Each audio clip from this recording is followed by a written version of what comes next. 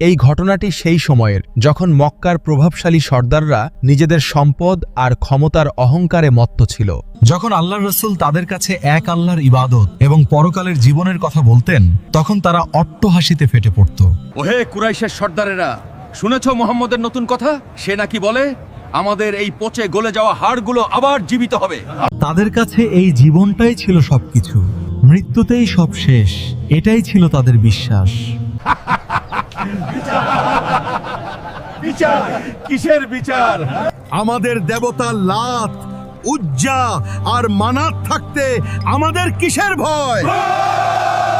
আর যদি ধরেই নিই যে পরকাল বলে কিছু আছে, তাহলে দুনিয়াতে যার এত সম্পদ, এত সম্মান, সেখানেও তো সেই সবচেয়ে সেরা জায়গায় থাকবে, তাই না? একদম ঠিক বলেছো। এই সব হলো পুরনো দিনের গালগল্প। আমাদের ভয় দেখিয়ে সে নিজের শাসন প্রতিষ্ঠা করতে চায়। তাদের এই অহংকার যখন আকাশ ছুঁয়েছিল, তাদের অস্বীকৃতি যখন সমস্ত সীমা লঙ্ঘন করেছিল, ঠিক তখনই আল্লাহ সুবহানাহু ওয়া তাআলা তাদের সেই কল্পনার জগৎকে চুরমার করে দেওয়ার জন্য এমন এক বাস্তবতার চিত্র তুলে ধরলেন, যা শোনার পর পাথরের মতো শক্ত হৃদয়ও গলে যেতে বাধ্য। আর সেই বাস্তবতা হলো এমন এক জায়গা যার নাম জাহান্নাম। আজকের এই ভিডিওতে আমরা জানব কি সেই জাহান্নাম, কেন আল্লাহকে এত ভয়ঙ্কর শাস্তির কথা বলতে হলো। 1400 বছর আগে বর্ণিত সেই আগুনের বিবরণ আজকের দিনে আপনার এবং আমার জীবনে কি প্রভাব ফেলতে পারে, জানবো এই ভিডিওতে। আমাদের প্রথমে এটা বুঝতে হবে যে আল্লাহ তাআলা আর রহমান আর রহিম, তিনি পরম দয়ালু। তাহলে কেন তিনি এমন ভয়াবহ শাস্তির কথা বললেন? এর উত্তর লুকিয়ে আছে মক্কার সেই সময়ের পরিস্থিতিতে। কুরাইশরা ছিল ব্যবসায়ী জাতি, তাদের কাফেলা সিরিয়া এবং ইয়েমেনে যেত। তাদের কাছে সম্পদ, ক্ষমতা, সম্মান সবই ছিল। তারা কাবা ঘরের রক্ষক হওয়ায় আরবের অন্যান্য গোত্রের কাছেও বিশেষ মর্যাদা পেত। এই সবকিছু তাদের মধ্যে এক প্রকার অহংকার তৈরি করেছিল। যখন রাসূলুল্লাহ তাদের কাছে তাওহীদের দাওয়াত দিলেন এবং বললেন যে এই দুনিয়ার জীবন একটি পরীক্ষা মাত্র, আসল জীবন হলো পরকালের, তখন তাদের অহংকারে আঘাত লাগলো।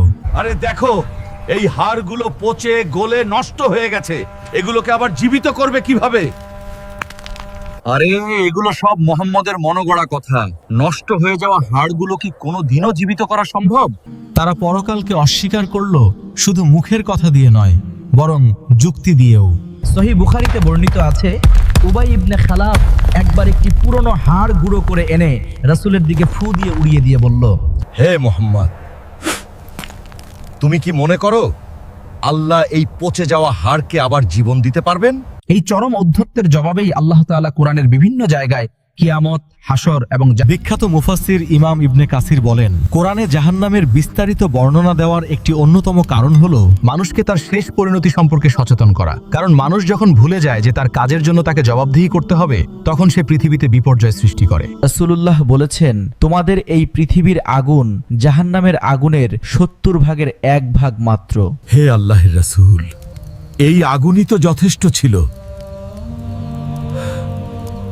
জাহান্নামের আগুনকে এর উপর আরো 69 গুণ বাড়িয়ে দেওয়া হয়েছে, যার প্রত্যেকটির গরম এর সমান। রাসূল সাল্লাল্লাহু আলাইহি সাল্লাম বলেছেন, জাহান্নামের আগুনকে 1000 বছর উত্তপ্ত করার ফলে তা লাল বর্ণ ধারণ করে, অতঃপর আরো 1000 বছর উত্তপ্ত করায় তা সাদা হয়ে যায়, তারপর আরো 1000 বছর উত্তপ্ত করায় তা কালো হয়ে গেছে। সুতরাং তা এখন ঘোর কালো এবং অন্ধকার। যখন জাহান্নামীরা ক্ষুধায় কাতর হয়ে খাবারের জন্য আর্তনাদ করবে, তখন তাদের খেতে দেওয়া হবে জাক্কুম গাছ। নিশ্চয়ই জাক্কুম গাছ হবে পাপীদের খাদ্য, গলিত তামার মতো, যা পেটে ফুটতে থাকবে যেমন ফোটে গরম পানি। আর যখন তারা পিপাসায় ছটফট করে পানি চাইবে, যদি তারা পিপাসায় সাহায্য চায়, তবে তাদের সাহায্য করা হবে এমন পানি দিয়ে যা গলিত ধাতুর মতো, যা তাদের মুখমণ্ডল ঝলসে দেবে। কি নিকৃষ্ট পানীয় আর কি জঘন্য বিশ্রামস্থল! তাদের আরামের জন্য কোনো পোশাক থাকবে না। আল্লাহ বলেন, যারা কুফরি করে তাদের জন্য আগুনের পোশাক প্রস্তুত করা হয়, তাদের মাথার উপর ঢেলে দেওয়া হবে ফুটন্ত পানি। আল্লাহ বলেন, নিশ্চয়ই যারা আমার আয়াতসমূহকে অস্বীকার করে আমি তাদের আগুনে প্রবেশ করাবো। যখনই তাদের চামড়াগুলো পুড়ে যাবে, আমি তার বদলে অন্য চামড়া দেব, যাতে তারা আযাব আস্বাদন করতে পারে। একদিন সাহাবীরা রাসূলের সাথে বসা ছিলেন, এমন সময় তারা বিকট একটি শব্দ শুনতে পেলেন। রাসূল বললেন, এটি একটি পাথর যা 70 বছর আগে জাহান্নামে নিক্ষেপ করা হয়েছিল এবং তা এখন পর্যন্ত চলছিল। এইমাত্র তা জাহান্নামের তলদেশে পৌঁছালো। এখন প্রশ্ন হলো, এই 1400 বছর পুরনো বর্ণনা শুনে আমার বা আপনার কি লাভ?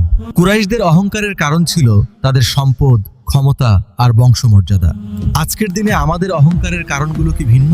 হয়তো আমাদের লাত আর উজ্জা নেই, কিন্তু আমাদের জীবনে ব্যাংক ব্যালেন্স, ক্যারিয়ার, সোশ্যাল মিডিয়ার ফলোয়ার, এগুলোই কি আজকের যুগের মূর্তি নয়? আমরা যখন হারাম উপার্জন করি তখন কি একবারও জাহান্নামের সেই আগুনের কথা ভাবি? যখন অন্যের উপর জুলুম করি তখন কি জাক্কুম গাছের কথা মনে পড়ে? যখন মিথ্যা বলি, গীবত করি, তখন কি সেই ফুটন্ত পানির কথা আমাদের স্মরণ হয়? যেভাবে আল্লাহ কুরাইশদের নিয়ামত দিয়েছিলেন, তিনি আমাদেরকেও অসংখ্য নিয়ামত দিয়েছেন। ফিলিস্তিন বা বিশ্বের অন্য কোনো যুদ্ধবিধ্বস্ত এলাকার মানুষের দিকে তাকালেই আমরা বুঝতে পারবো আমরা কত শান্তিতে আছি। কিন্তু এই নিয়ামত পেয়ে আমরা কি আল্লাহর শুকরিয়া আদায় করছি? জাহান্নামের বর্ণনা কোনো রূপকথা নয়, এটা আমাদের জন্য একটি আয়নার মতো। এটা আল্লাহর এক বিরাট রহমত। কারণ পরীক্ষার আগে প্রশ্নের উত্তর জানিয়ে দেওয়ার মতোই আল্লাহ আমাদের মৃত্যুর আগেই জানিয়ে দিয়েছেন কোন পথে গেলে শান্তি আর কোন পথে গেলে শাস্তি। এই সব ভয়ঙ্কর বর্ণনা শোনার পর হয়তো আমাদের মনে হতাশা আসতে পারে, কিন্তু এখানেই আল্লাহর রহমত। তিনি একদিকে যেমন শাস্তির ভয় দেখিয়েছেন, তেমনি অন্যদিকে ক্ষমার আশাও দিয়েছেন। আল্লাহ তাআলা বলেন, হে আমার বান্দারা, যারা নিজেদের উপর জুলুম করেছো, তোমরা আল্লাহর রহমত থেকে নিরাশ হয়ো না। নিশ্চয়ই আল্লাহ সমস্ত গুনাহ ক্ষমা করে দেন, তিনি তো ক্ষমাশীল, পরম দয়ালু। জাহান্নামের পথ যেমন আছে, জান্নাতের পথও খোলা আছে, আর সেই পথ হলো তাওবার পথ, আল্লাহর দিকে ফিরে আসার পথ। আসুন আমরা জাহান্নামের আগুন থেকে আল্লাহর কাছে আশ্রয় চাই। জীবন খুব সংক্ষিপ্ত, কখন মৃত্যুর ডাক এসে পড়বে আমরা কেউ জানি না। তাই আসুন সেই চূড়ান্ত ডাক আসার আগেই আমরা নিজেদের প্রস্তুত করি।